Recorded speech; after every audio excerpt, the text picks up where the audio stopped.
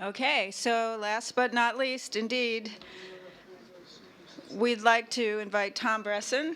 Tom is the owner of Urban Farmers, and he's going to talk about how to retrofit irrigation systems from lawns to trees. Yay, trees, save the trees. Okay, Tom. All right, so you want the PDF one? Yeah. That's this one, right? July 9th ABAG Water Talk. Okay, so I don't know how to make this a full screen. Do you? Probably under view.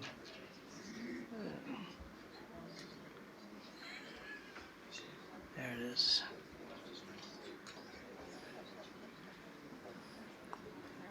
There's a slideshow. Where? Or full screen view mode right there. One more down. There you go. And there's the pointer. And there's the arrow. Cool. About 1975, I read an article about drip irrigation in Scientific America. It was nice hearing Nelda give the explanation why drip was used there. They had high salt content in their water. The ability of that to water slowly over long periods of time kept that salt in solution. I sort of knew the results, but I didn't know the why, so thank you. You know, I go back to when I always considered plants the things we put in the landscape, so I knew where to put my drip emitters. But apparently it's more than that, and I'm growing up a little bit. But I remember the first time I listened to an arborist, and someone asked him, "When's the best time to plant a tree?" And he said, 20 years ago, and so it's really important that we don't lose any of the ones we have, and at this time start planting some if we're losing some. And it's there's a lot of landscaping things that we have to do, and maybe we can't plant or replant lawns. We can't do a few things, but we can do is spare enough of the water to get the trees started. So I would recommend, now that we've reached the early July, plants are needing the water the most now. As we approach the fall, be ready and start planting again your trees.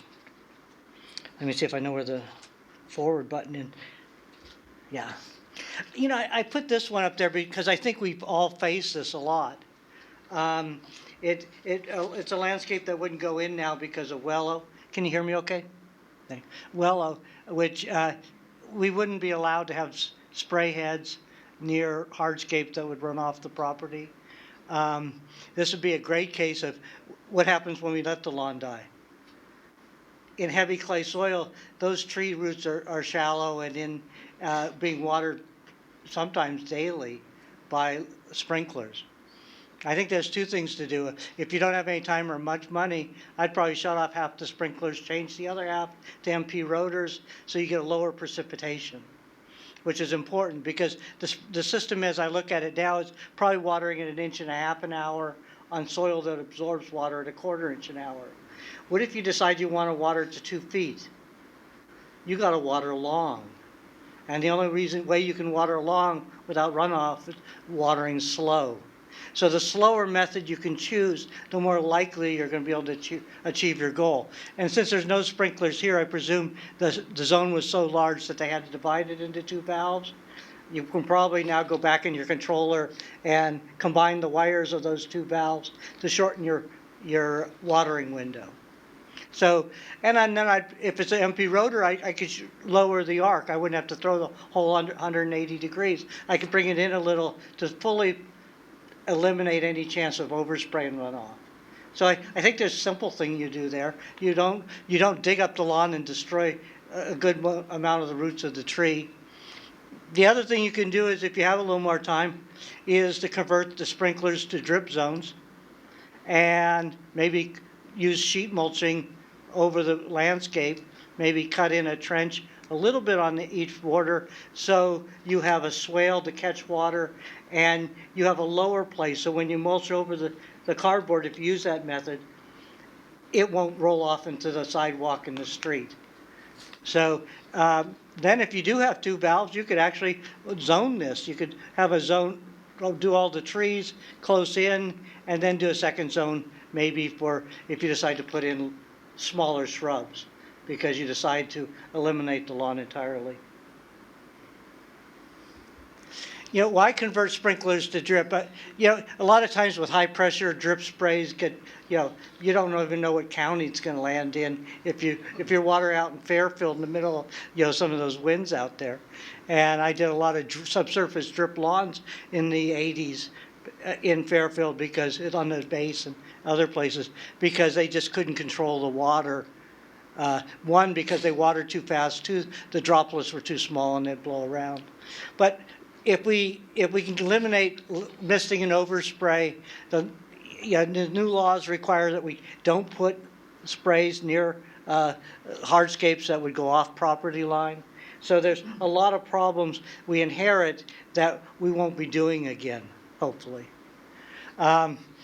Drip irrigation uses less water. It's put under mulch usually in landscaped areas, so there's less evaporative effects. And also you're getting some support from some of the water providers in rebate for projects. I know East Bay Mud has some right now, and some are doing some for in the now and in future for that transition of costs from lawns with sprinklers to plantings with drip. This, whenever you see a PDF on the screen here, I have that copy back there, so I'm not going to spend as much time on it. But this is just a thing that I wrote a while back on converting sprinklers to drip. It's pretty easy to do. One is you already have a valve in place. The pipe to the valve is working. The wire from the timer is turning on the valve, and the timer can just be programmed differently. Sometimes you want to look at a different timer that's maybe has better features than the one you had originally, but it's not hard to can do that.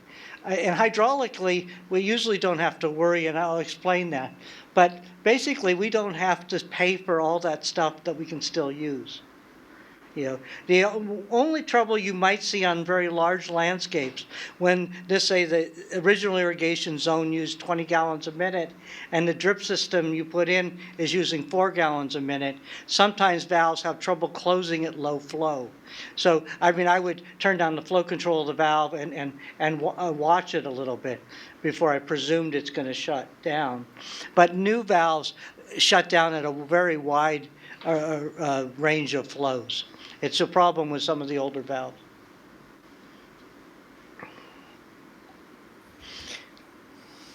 The design questions. If the sprinkler system is working and we remove it and we put a drip system, will it work? What I mean is there enough flow and pressure? Yeah, pretty much. I mean, you could design a football field into a grid drip system and the football field was watering at 0.4 inches an hour and the grid you put in is 0.6, it probably won't work. But you don't have to do that. I mean, there's mistakes that can be made, but there are mistakes. It's really, most of our systems, we're going to go from spray heads, which water at about 1.5 inches an hour, and put in a drip grid that waters at 0.5 inches an hour. So if you're using less water, your pressure problems aren't there. In fact, as you have higher pressure, and that's basically a problem always been with drip, is that because our flows are lower, our dynamic pressure is higher, and so we need to regulate that pressure. So we put a pressure regulator in as a matter of course on all drip systems. I mean, unless it's a gravity system out of a rain barrel or something, but all commercial drip systems.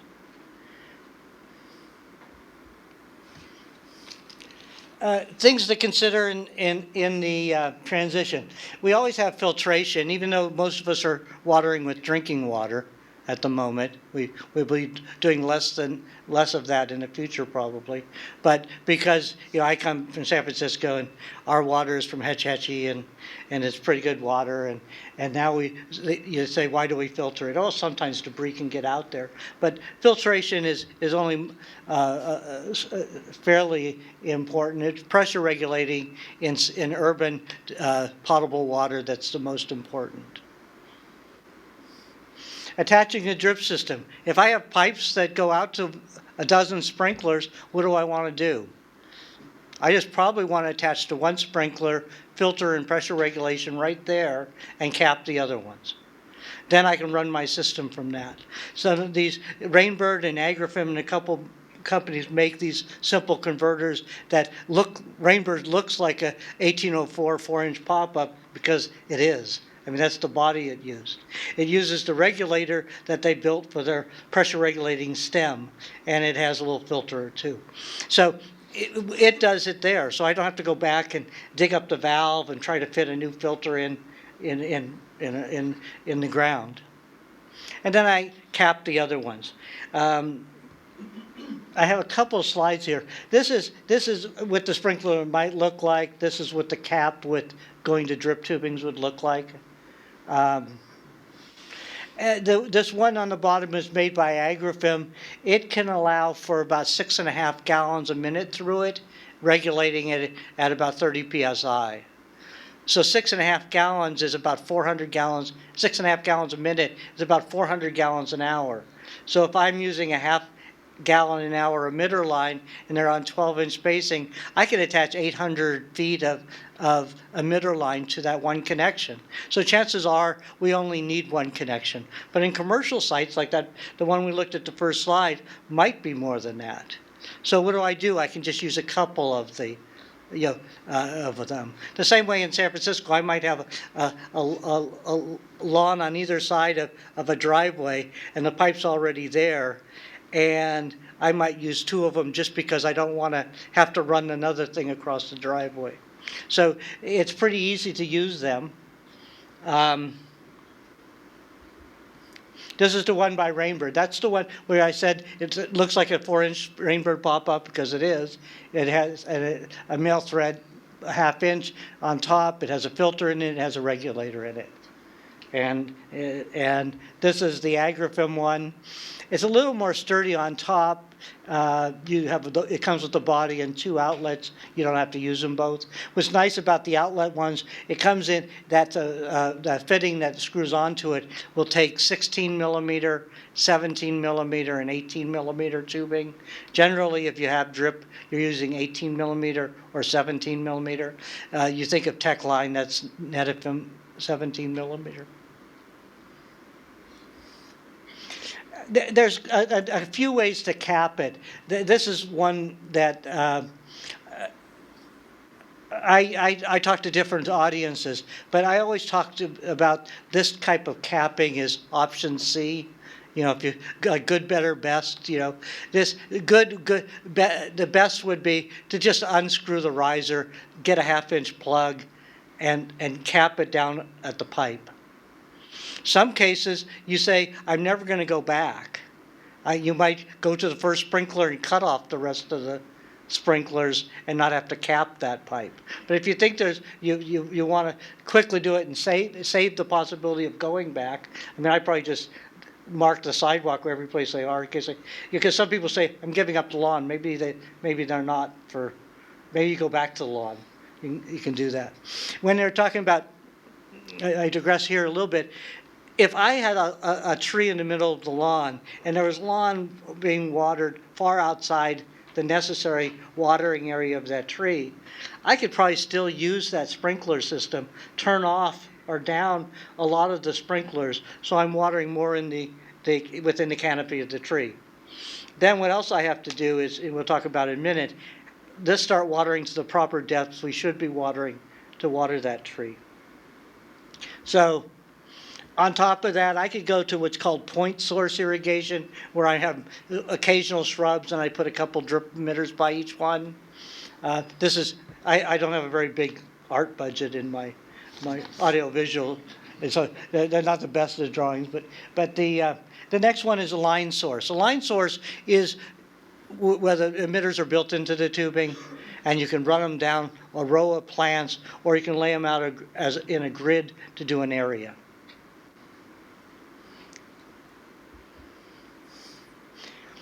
So when we get to watering trees, kind of where do we water? Everybody says, well, you water out far away from the trunk.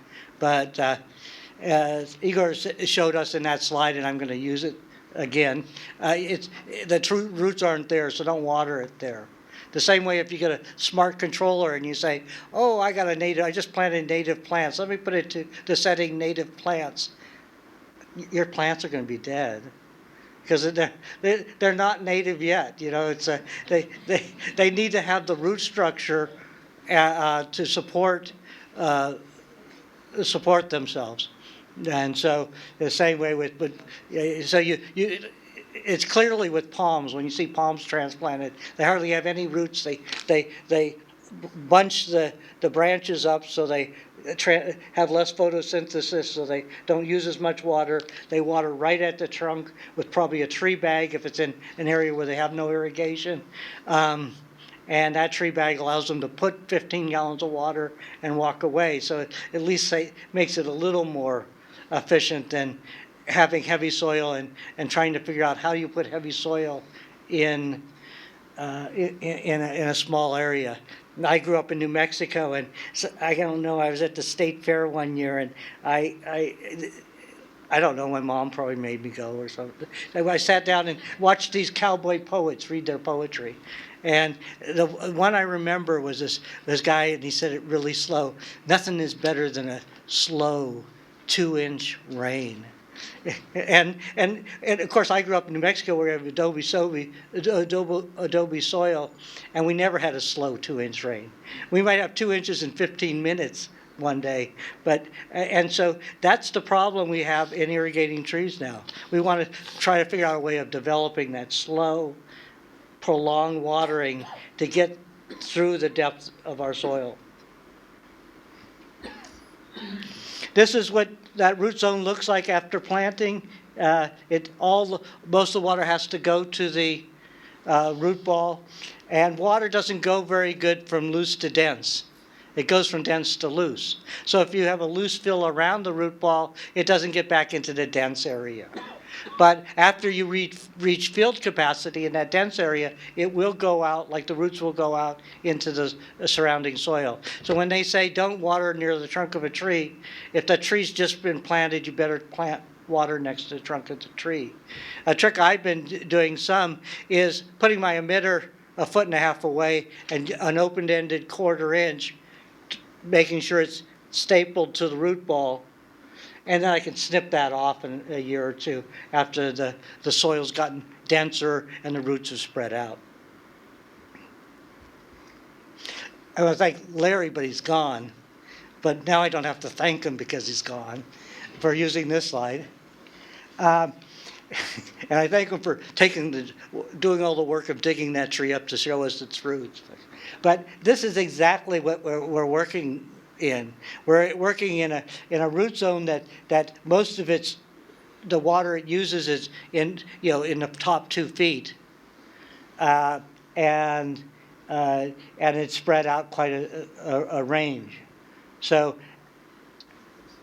how do we get water down 2 feet and over that area? We're trying to get the roots in a tree to develop deeper roots, but roots are developed where the tree roots find more water. So if they've only been in water in the lawn, the last thing we want to do in that first slide is shave off that lawn and take a lot of the roots with it.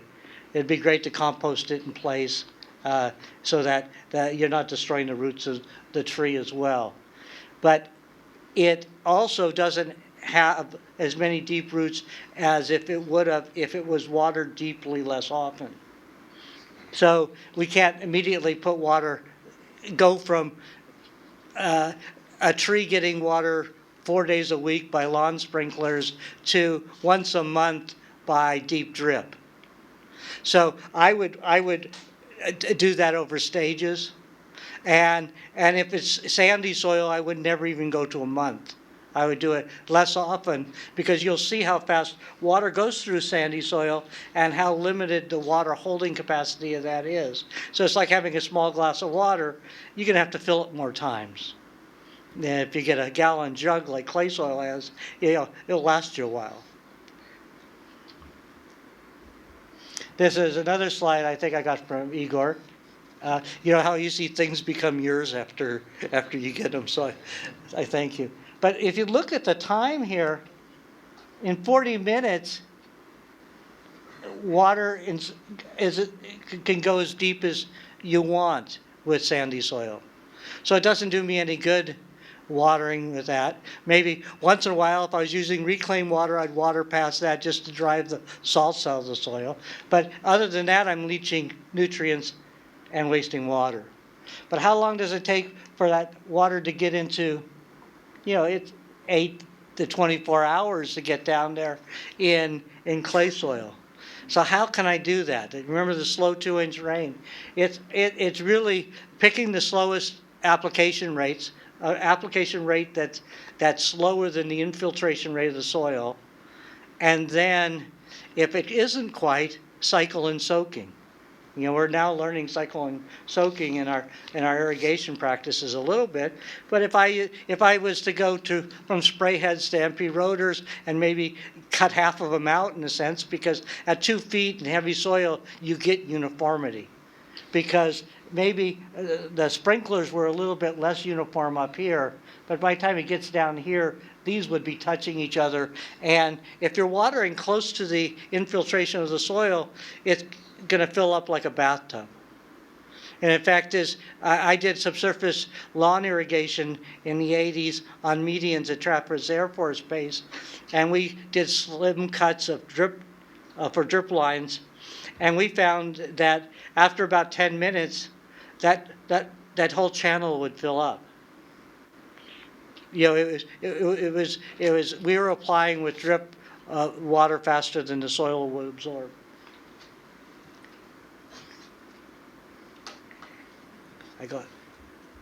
So here, if we compare soil intake rates, we kind of know the limits on how fast we can apply water.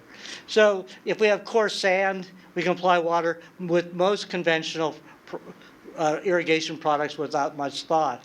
If we have clay loam, most everything we sell in an irrigation store waters faster than the soil will absorb. The nice thing about emitter lines, gives you an idea of which things usually water, how fast. Standard sprinklers, 1.5 to 2 inches. The Toro makes a nozzle that waters about 1 inch an hour. The MP or multi-stream rotors water about 1/2 inch an hour. Single stream rotors are all over the place. It's easy to calculate it though. And then point source strip is the hardest to understand, but there's a chart back there.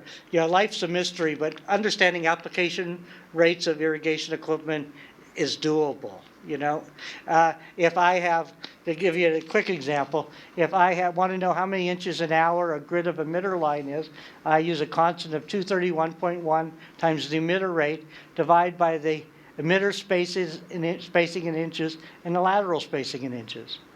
So if I have, like a gallon an hour emitter, 12 inches on center, and 18 inches between laterals, I'm watering a little over 1 inch an hour.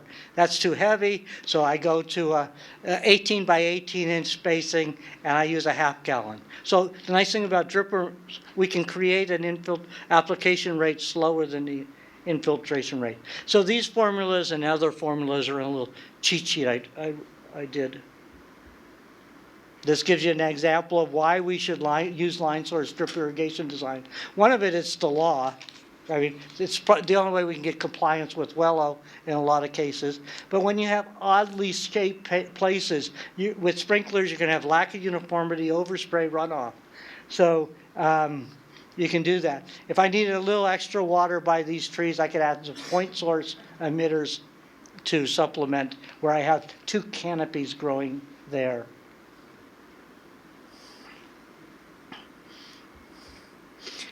The charts are all available, so if you use net FM emitters at 12-inch spacing, 18-inch laterals, you just have to go find that on the chart. So that chart's a part of that. This handout's back there. Techline's the kind of the company leader. It's an Israeli company, started 45 years ago, and it comes in a great selection of uniform infiltration rates. The one nice thing about it, it introduced check valves in emitter lines. Check valves keeps soil intrusion due to suction if there's a slope. The only way water goes out the lower emitters is if dirt particles are sucked in the higher emitters. So without it being able to drain, there's less issues of potential clogging in buried or mulched over emitter lines. Everybody asks me, well, how do I know it's working? You know the sprinklers are working because the water's running down the street or something. But with drip, you don't know if it's working. It could be stuck on and just overrun. So this little pop-up comes out. Nothing comes out of the pop-up, but it just lets you know the system's on.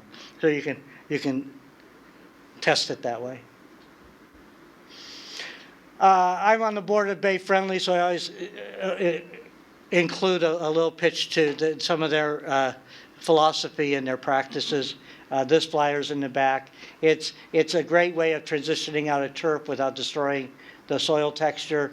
The cost of disposal is minimized. And it gives a great chance of drought transitions. A lot of people have done this and now put out the cardboard, mulch over, do the conversion, mulch over cardboard, and then wait until fall to plant. So you got something that looks a little cleaner than dead lawn, and now that lawn's being composted while you're waiting. Sprinkler retrofits make, maybe if we have a system, we can now water slower, turn off some heads outside the tree root zone, and get water deeper because it won't run off. Today's lecture is being given on that day right there. It's amazing. There's moisture out there because this isn't the highest ET day of the year, just about, and it's where temperature and solar radiation are fairly hot, and those are the two biggest factors. So as plants need less water going into fall, and we expect more rainfall, that's a great time to plant. This gives you some ideas of based on Wilcox and Simmons station information, approximate how much applied water by percentage you need at different months of the year. So it gives you a little bit of aid in scheduling. Sometimes you're going to plant plants where there's no irrigation. In the city, we're doing a lot of sidewalk planting. The first thing to do is pick the right plant. Second is to loosen up the soil. The third is to develop some swales so water doesn't run out if you have to put on water fast. And this is a sheet back there that we did a program with Department of Public Works in San Francisco called Gray to Green. Oops, that's not the one. And I think my time's up. This is a sheet that I wrote for Bay Friendly, and it's just some simple actionable items to do by landscape management staff during a drought that might help. I hope this helped a little. I can be reached at tom@urbanfarmerstore.com. We have 3 stores, one in Richmond, one in Mill Valley, and one in San Francisco. Thanks.